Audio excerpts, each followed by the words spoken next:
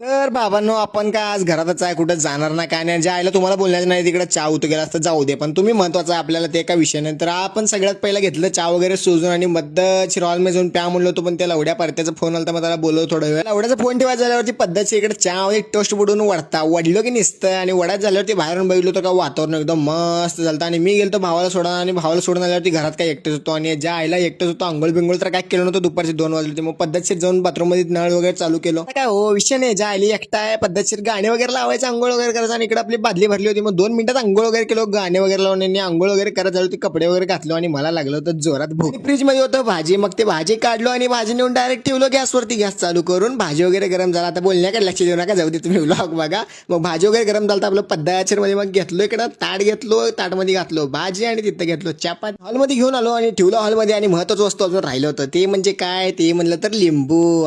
लिंबू मग इकडनं पिळलो की लिंबू भाजीमध्ये पद्धतशीर मध्ये पेळ्यात झाल्यावरती असं मिक्स केलो आणि वडलो पद्धतशीर. इकडे वड्यात झाल्यावरती आपलं पद्धतशीर प्लेट वगैरे देऊन घेतलो. आणि आता मला यायला तर झोप, म्हणून मी चालवतो झोपाला. आणि तुम्ही आता व्लॉग आवडला असेल तर लाईक फॉलो तर नक्की करा.